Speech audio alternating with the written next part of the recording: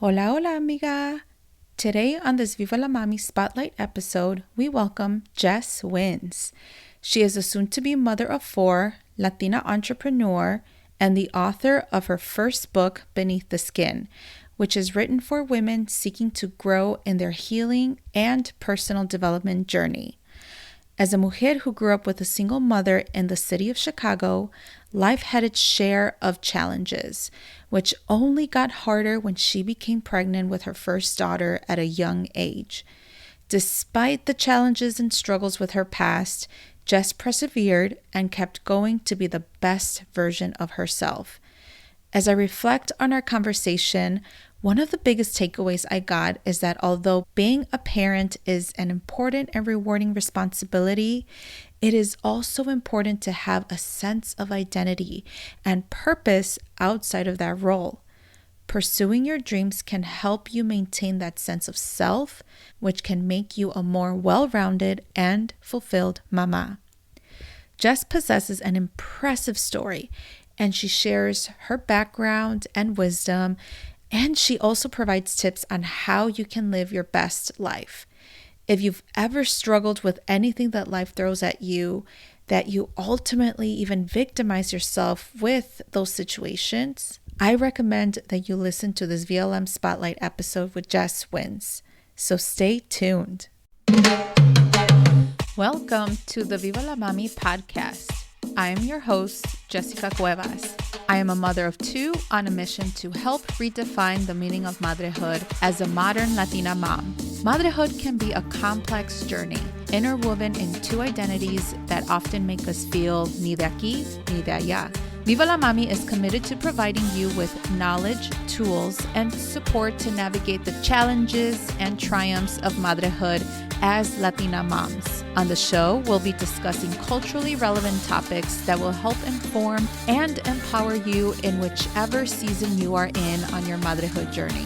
We'll be joined by Latina moms, experts and professionals who can offer advice, practical tips, relatable stories, and honest conversations. So bring your cafecito as I invite you to be a part of this space as we create comunidad about the exciting and challenging parts of being a mommy. Ahora, vámonos. Hola, hola, Jess. How are you? I'm great, Jess. How are you doing?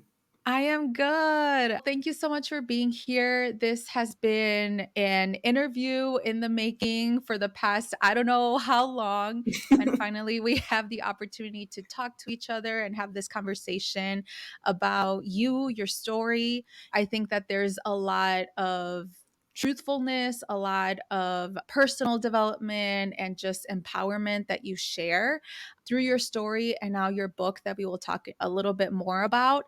And the fact that you mentioned all about identity rediscovery and just persevering regardless of what adversity that you just need to pull through and be strong about it. So, if you can just introduce yourself to our listeners, that way they get to know a little bit more about your upbringing and your background. Yes, thank you. Well, my name is Jess Winns. In addition to some of the things you said, I'm a mommy, very fitting for the title of the podcast.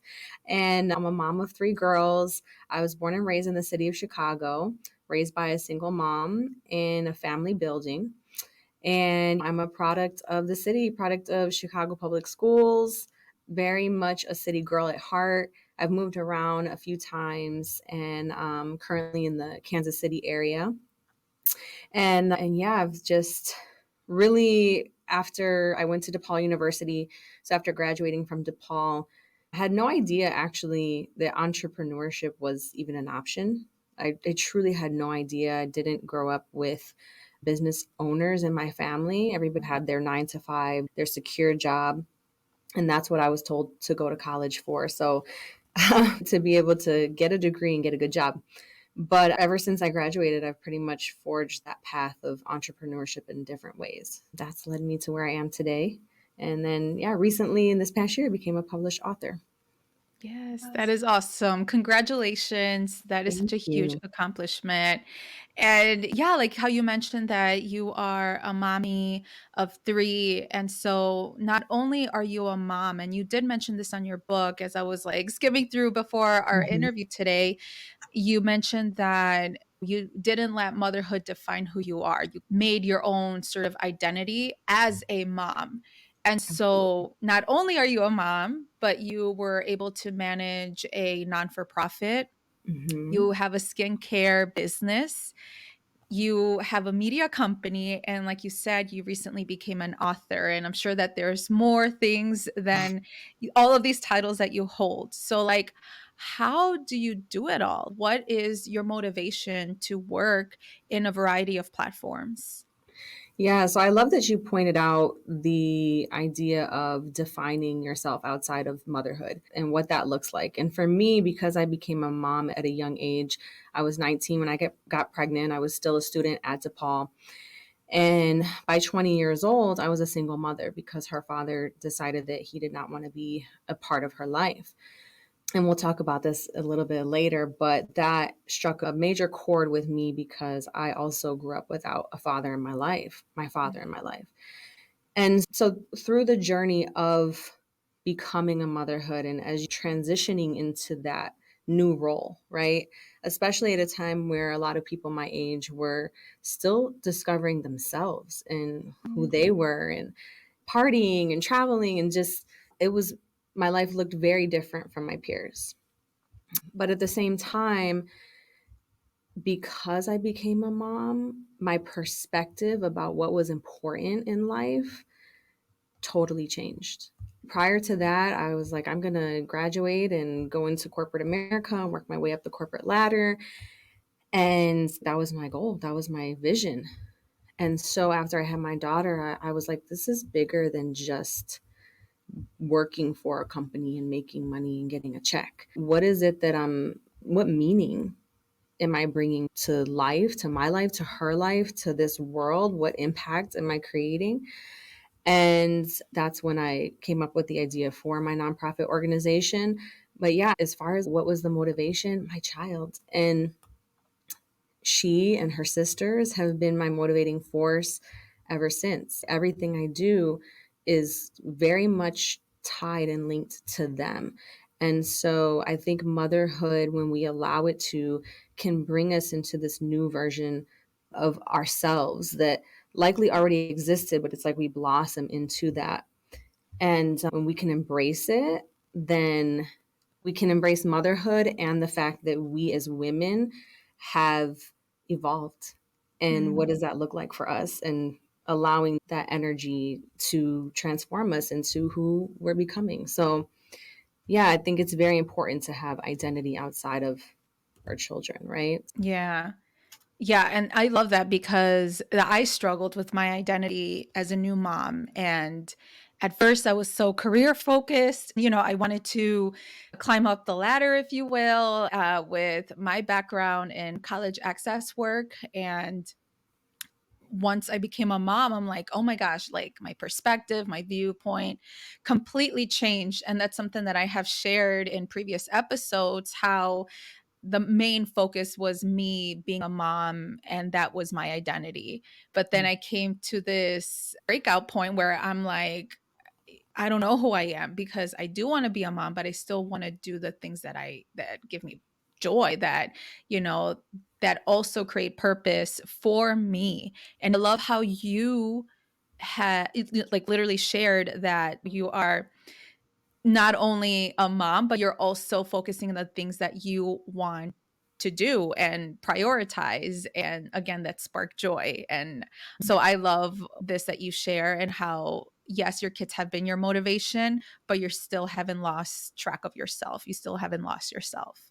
Yeah. And another way that I see it is that it's also very selfless because our children need to see us in our Mm. joy and in our passion and doing the things that we love to do. And so when we see it as a gift for them where they get to see mommy is pursuing her dreams and she's pursuing her passion and she's actually out here being fulfilled in her life outside of just being mom to us, that gives them permission to do the same. And the way I view it is like that's one of the most selfless things that we can do, because one day they're going to be adults and they're going to need to have the example, and we are that example for them. Absolutely. I love it. Thank you so much for sharing that. And really, as far as with your book that you recently wrote, it's called Beneath the Skin. And so, what inspired you to write your book? Yes. So, as women, as moms, I think we all come to points in our lives where we are struggling and we're challenged and we're faced with whatever it is that our life circumstances that lead us to believe it's an illusion, it's not real, but it leads us to believe that for some reason we may not be able to get past that or through that, Mhm. or our circumstances are defining who we are now, because I had my daughter at a young age, I could have allowed the thoughts of people that were closest to me, family, etc., that assumed I would not be successful now because I'm having a child. And I think that no matter what our age, it's something about being a woman and being able to even have a baby. It's like no matter what, we get this mom shame that gets thrown Mm. at us. And so for me, when I had my daughter, the overwhelming sadness that I felt the day that I brought her home from the hospital, and I called her biological father on the phone, and I told him that I had given birth and she was here, and he basically told me that he didn't want me to call him again. I remember holding her little feet in my hand and looking at her and just being in tears, sobbing, not because of me, but because I had recreated the same situation that I grew up in for my own daughter. And now she would not have a father in her life. And it just broke my heart because I felt like she did not deserve that. That wasn't fair to her, and it was my responsibility. So instead of becoming a victim of my circumstances at that time, which I very well could have, and many would say, you have the right, you have the right Mhm. to be upset and be angry and feel victimized in that situation because you were abandoned or you were left. But I was also responsible for my choices that led up to that moment in time. And my situation was my situation and no one else's. And there was no one else that was going to get me out of the position that I was in of now being a single mother. So I think that it's very challenging to navigate those times when we're in them. But when we can stand back and see that in every situation, there is gold, there is a lesson to be learned. And when we take ownership and responsibility for our lives and know that we are in the driver's seat of our lives, it is such an empowering feeling and experience to be able to move forward from there and create something new and different if you don't Mhm. like what you've created up until that point. And so that is the theme of this book, right? Because we all have those challenges, and how we can alchemize and transmute the pain and the sadness and the hurt that we experience, whether it's from childhood or relationships or just living life, and using that to strengthen us and to the fortitude that we can experience from extracting the lesson and the gold from those challenges. We can create magic in our lives. And I think we all have the potential for that. And we are magic. We're divine human Mhm. beings.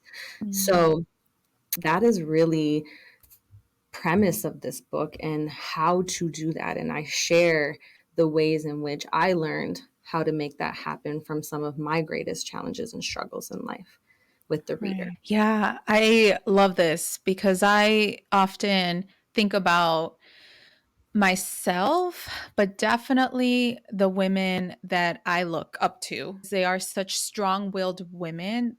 That's how they are perceived from the outside. But Mm. from the inside, I know that they have had their challenges and they perhaps have this limited mindset where they weren't able to move on or do more when they have the full capacity and capability of doing so.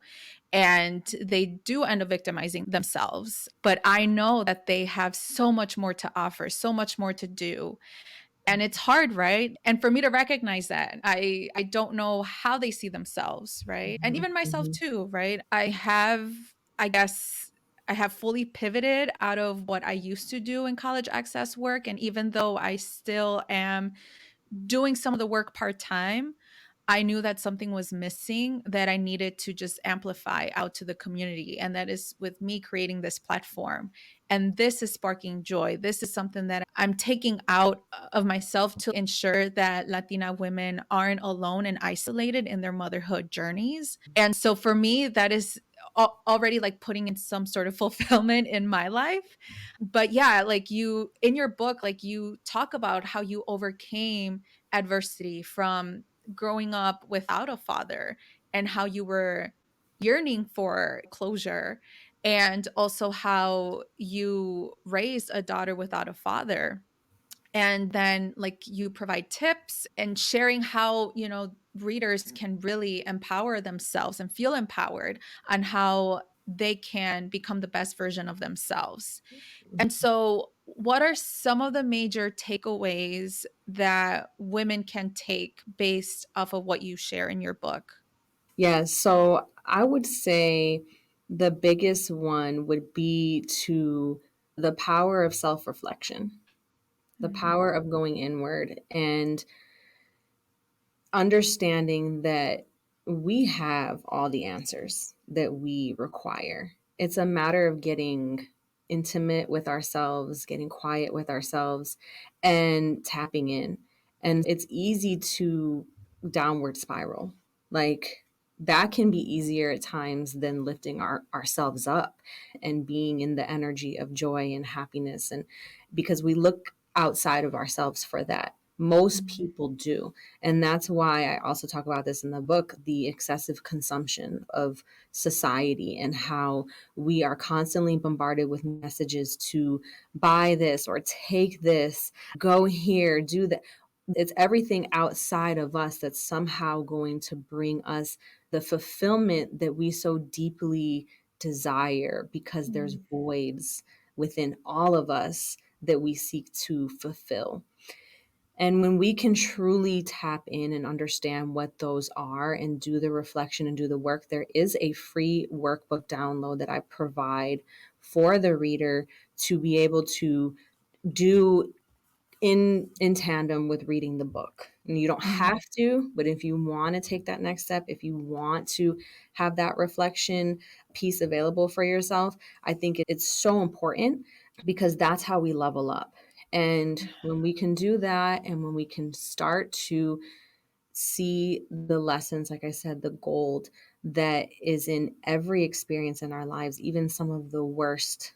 And those are typically where you're getting the greatest lessons from. The when you're like on the floor, feeling like why am I even here? What is this all for? It Mhm. doesn't make any sense. That's where you have, and I just got chills. That's where you're going to extract the major gems in your life that you can Mhm. use, not just for yourself, but to support and to help others in their journey. Because we're not just here for our own personal journeys, especially as moms, as women. People come to us and gravitate towards us for our wisdom and our Mm. knowledge. So if you can do that, oh my gosh, people, you can make such a major difference no matter what you're doing, no matter what your Yes. career, your passion, your mission, you have the power to make a huge difference in your life, but it starts with you. Yes. Oh, I love this. And honestly, just two of my most common mottos, and I often tell even my husband, is the first one is don't take poor decisions as regrets. Take them as a life learning experience because we are all lifelong learners. It just doesn't end when you are physically in school or whatever. Like, we are lifelong learners. And then my other motto is how do you want to be remembered? And we don't have to have these awards or recognition, all of these like accolades. We don't need to be known in this world. We just, as long as we make a difference, whether if it's with our family, in our community, or if we go beyond, that is fine. But we have to think about how do we want to be remembered. And I love how you mentioned that because that literally spoke to what I always say. Yeah. Absolutely. It's our legacy, and Mm, people talk about legacy a lot and kind of throw that word around, but it's meaningful. What are the stories that our children and our grandchildren and great grandchildren are going to tell when we're no longer here anymore? And how what we do now can absolutely impact their lives. And think about it's like the butterfly effect or the ripple effect, how what we do now, how that can impact not just them, but then the people that they touch and the lives that they touch. We are not here for nothing. The fact that we were even like, the conception even happened and we're the ones that came out of that. It's like a 1 in 7 trillion chance or something like that, or one in four trillion. I should get my numbers right, but it's like a crazy number, statistic of like the chances of us even being here as the people we are.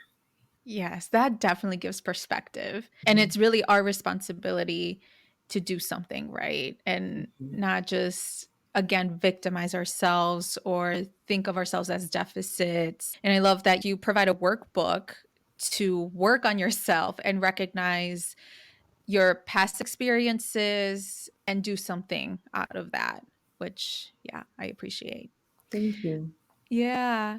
And also, you in your book, you did mention that your father left you and your mom when you were young. How were you 3 years old, I believe? Or So the last time I'd seen my father, I was 3, but okay. my mother and my father were actually never married. They met in Mexico. My father lived there, born and raised in Mexico, and my mom met him there. They ended up having me, and my mom did live in the States. So she didn't have any plans on actually going and living there, and he didn't have plans on coming and living here. So really is it's like it's just one of those things where I don't it wasn't meant to maybe work out for my highest good, but at the end of the day, he just wasn't a part of my life like I Mhm. would have probably hoped as a young girl. And yeah, I grew up without a father in my life. I didn't speak to him past, I think, the age of 5 was the last time I remember him calling the house and speaking to me. And I remember him trying to speak to me in Spanish because my mom's white. She's a Eastern European woman, so she didn't speak any Spanish, and he did. And I also had a babysitter from Mexico that spoke no English. So up until the age of 6, I was with her and I spoke Spanish. Mm. But I just remember him trying to talk to me in Spanish, and I was resisting for whatever reason. And being 5, just didn't want to cooperate. And then that was the last time I heard from him. And I thought for a long time he stopped calling me because I didn't want to talk to him in Spanish, which is probably not the case, but you make up stories in your head when you're young to rationalize and Mm. validate why something is happening in a particular way. Yeah, I didn't have my father growing up, but I did find him later in life. Yeah. Yeah, and you did share in your book that it was part of it was your curiosity to know what he was doing or where was he up to, and then also closure. And Mhm. so you finally searched him on social media, which I think that is like the power of social media, that you can Mhm. find long lost family members or people that you never knew and they're there. And so it wasn't until you finally met him in Cancun, out of all places, Yeah. it wasn't even a date that was planned for or nothing. No. Like how you mentioned, it was serendipitous. And I found that, whoa, what? You finally met him after so many years of not seeing him. So, can you tell us a little bit more about what you learned from that Yes. encounter and how have you grown personally from that moment? Absolutely. So yes, a completely serendipitous moment. if you read the book, you'll see how it literally made no sense that it even happened in that way, that we would be in the same city in another country at the same time, because my father actually had moved with my younger brothers, the two sons that he had after me, to Canada, where his wife was from. And so that's primarily where they lived. And he was from Acapulco, which is on the complete other side of Mexico. So he was not from Cancun. So he ended up being there with my brother at the time. And I ended up being there on a completely on a whim, on a last minute trip where a friend of mine, we were going to Cuba. So you can read more about it in the book, but I will say after that happened, there was closure. I remember the next day, which he came to the hotel where I was at that night. We got to connect. And then the next day, my friend and I were flying out. And I was taking a shower that morning. And I remember just crying my eyes out. Just Mm. the tears would not stop. What came up for me in that moment was that no, I finally found him, because for all those years I wanted to find him and know who he was and have that moment, that one moment that I had. But that moment would never change the fact that I didn't have my father. Like I would still be that little girl that didn't have her father growing up. And I think that it was this acceptance and this understanding, but also this sadness, this extreme sadness that all just came flooding out, that it wasn't going to change anything. However, there was also a realization in that moment as well, going back and forth, all these thoughts in my head about how now I have an opportunity to create something new and different. And that now that I had that experience, I could finally move on because of the amount of effort and energy that I had put into trying to find him for many years prior to actually like finding him on Facebook. Like it's crazy. If you read it, you'll see like I went through like or white pages in Canada, went onto Google Talk Yeah. when that was in existence and called all these numbers trying to find him. I almost hired a private like detective. There were so many things, but I was determined. I could have given up, but it was just meant to be when it was meant to be. And yeah, from that point on, I was definitely a different woman, and had a very profound acceptance of the situation. And are you still connected with him and like your brothers? Yeah, so this past year, my oldest brother and I, he's 2 years younger than me, but we have the same birthday, Oh, which is so random. yeah. November 26th, but 2 years apart. So we have the same birthday. We never got a chance to celebrate our birthdays together. I just turned 38, he just turned 36. And I said, I'm going to come to Mexico because they have a house there now.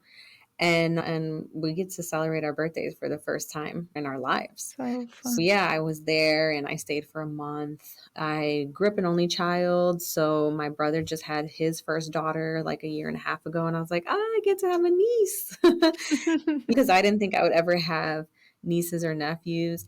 And so it was very special. And I got to spend time with my father and both of my brothers. So, yeah, I talk to them now more regularly. And I'm going to possibly, if my passport comes in on time, anyone who has connections to the passport agency, I need my passport. It's expedited, but I plan on going to Canada for my niece's baptism as well. So, yeah, I finally Nice. have a relationship with the family that I didn't know. Yeah. I'm sure that things completely shifted in your own identity as well. And you knew that you had your father. You knew that you have known of him, that you've seen him when you were little. But between that time, like so much happened, right? He Yes. was a grandfather by that time. And so, can you kind of tell us, like, how did you navigate that, knowing that there's this one side of you that is also history, that is also a new part of you, like in terms of like you have this bloodline that you never knew of or that you never connected with? And how did you navigate that and explain that to your daughters? That's a great question. Identity is something that I have struggled with for my whole life because I knew that I did have my father. He was from Mexico. Culturally, I wasn't fully immersed in the culture or in being around for long enough to like truly understand culturally what it meant to have a Mexican background.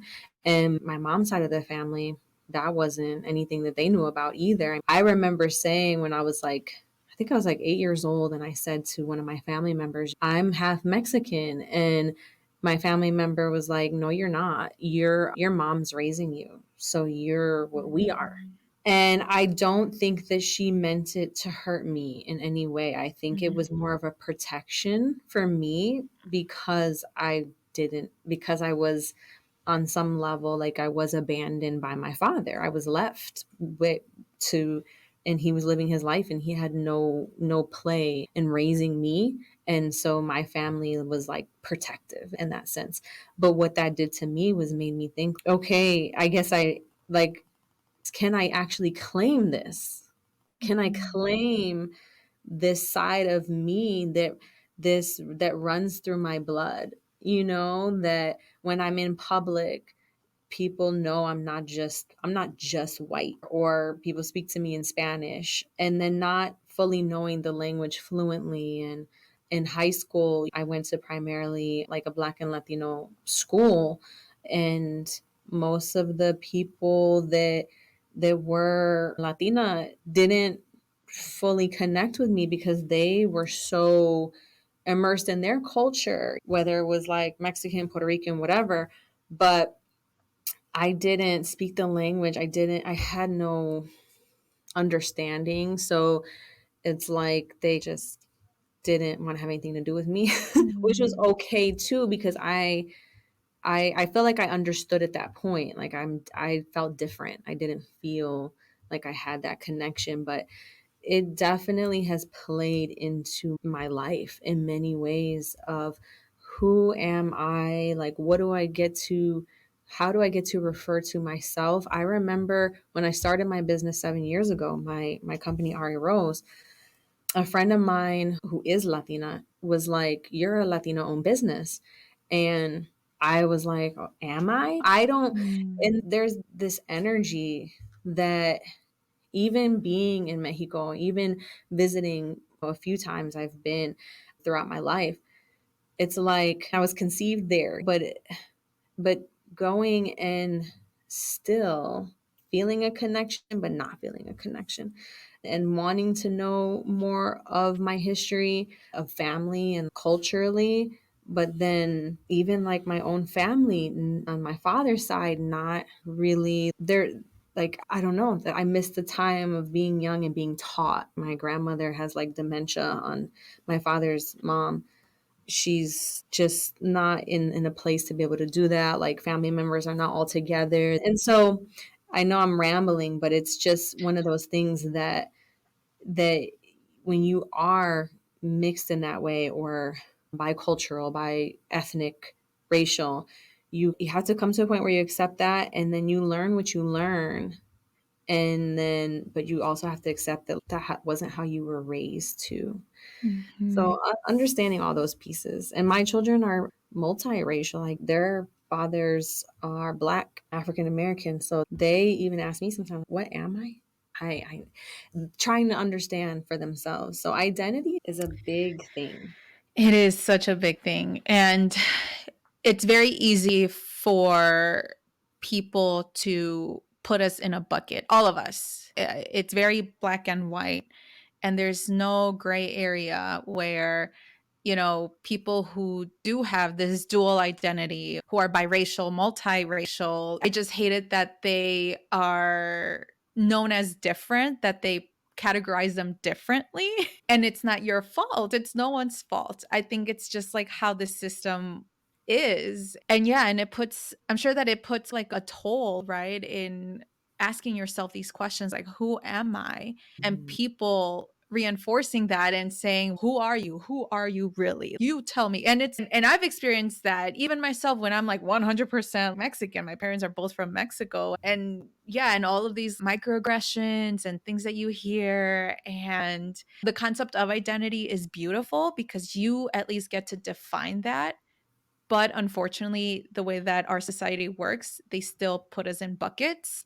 And it's hard to remove yourself from that. And it's almost like you need to justify yourself. There is that justification piece that I think you internalize, that I have internalized in my life of, and also coming to terms with I am the culmination of my experiences. So it's like I can still say that I'm Mexican and Polish, Russian, Jew, but we also weren't like religious. So there's a lot of on my mom's side that I have no connection to culturally as well. But the point of it is that it's still in me. It's still in my DNA.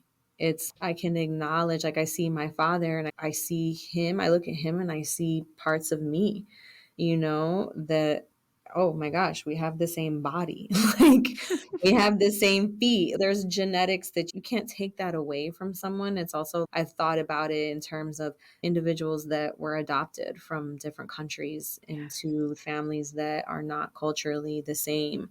And they still claim their ethnicity or their race, and with every right, as they should. But it doesn't mean that the struggle of understanding what that means for you in this world, and then it doesn't stop how others are going to perceive you or their expectations of you.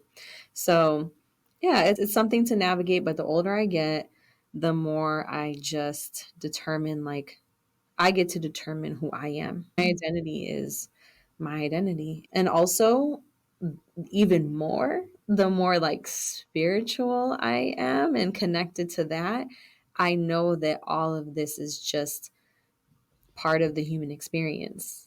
I'm also just a spirit within a human body, that when my Mm. time is up, none of that even matters. You don't take your identity into the next lifetime. Yes. Oh, I love that. It definitely gives perspective. And going back to your book and overall, the fact that you are such a businesswoman, you are a true example of you shouldn't give up on your dreams because if that sparks the sense of fulfillment, you shouldn't lose yourself. Everything is a stepping stone. Everything is a Yeah. building block in life. And I did start my nonprofit out of college, and I did end up stepping away from that after we executed our mission in our first year and taking students abroad. But that was really hard, and letting go and feeling, because I could not continue with it. And I got pregnant after we came back from Costa Rica. I felt like a failure. And like you said, if it sparks joy, do it and pursue your passion, pursue your dreams. And when that time comes that maybe it's that season has ended or that assignment, I think a lot of things that we are presented with are sometimes they're assignments. I don't necessarily always think that they're the purpose for our lives. I think we have multiple purposes and that we're given assignments in this lifetime to execute. And once we've executed it, then it's time to move on. And you can take the lessons and take the gold from those experiences and put it into the next thing that you do. And so for me, in the entrepreneurial sense, that is what I did. And so had I never started my nonprofit, I wouldn't have been able to be successful in my for-profit business, which is my body care skincare company. So because I took so much of what I learned there and transferred that over and then kept going in these different ways. So I think that if we see that we are building and creating a life and that each experience has its purpose, then we continue to create meaning for our lives rather than Mm. seeing these things as failures or things that didn't work Mm. out or staying in something too long when that time is expired. Yes, I love this. So now we're going to shift over to Viva la Mami Madrehood questions, which I ask all of my guests. And so the first one is, what is your meaning of madrehood? Understanding that these little humans that become big humans, because I have one that's 18 now, and that they're we are in so many ways like the portal for them to come into this life and execute their life's goals and missions and their journey. So if we look at it from that perspective, that they chose us as guides for them in their life, then I think that for me has given me a lot of perspective and meaning in my role for each and every one of them, because they're all very different personalities, different interests, different strengths. And so, yeah, that's what it means to me, is being a guide for my children and understanding that I'm not here to be the authority, but I'm here to guide them in their life. And one day they'll go on, and they won't they'll always need us, but if we do the job, they won't need us as much as we'd probably hope they would. I love that. And what is one tip of advice you have for Latina moms? I think this goes for all moms, but truly to take the time, the necessary time for yourself, for your personal growth and evolution, because we are not just mommies. We are women, we are spirits, we're souls, and we are here for our own purpose, for our own reasons outside of motherhood or wifehood or whatever other roles we're playing. And so don't forget about you. Don't forget about what, like you said, Jessica, sparks joy in your life, or what it is that you want to pursue or that you're interested in, or the places that you want to go, or just reading books and continuing to evolve. I think we as humans, as mommies, we can get stuck in patterns and cycles and the everyday routine, and we are here to grow. So take that time, make time for yourself, because it's so important. Your babies will be happy that you did and be grateful. And yeah, prioritize yourself. Yes, I love it. Where can people follow you? Where can people buy your book? Yes, I can be found on social media. Instagram, it's the Jess Winns, so Jess and then Wins, double NS. And then also my company, Ari Rose Body Care, on Facebook and Instagram. And then if anyone's interested in the book, you can purchase it either on my website, jesswins.com, or Amazon, Walmart online, Barnes and Noble online, Beneath the Skin by Jess Winns. You can find it there. And then the free downloadable workbook is on my website. Thank you so much for being here again. I really appreciate it.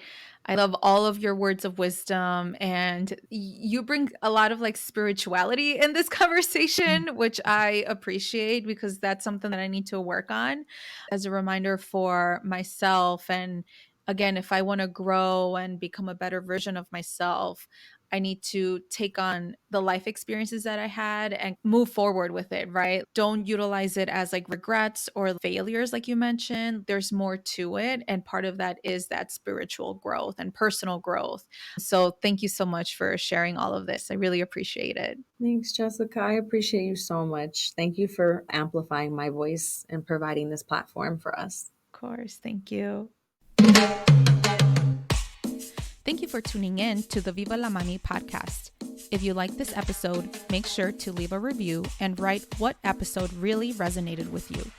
If you really loved it, share it on social media or with an amiga. As always, please subscribe to this podcast wherever you are listening. Make sure to follow me at Viva la Mami on Instagram or visit vivalamami.com. Please note the information shared in this podcast is for educational purposes only and should not be replaced by your healthcare provider nor taken as professional advice.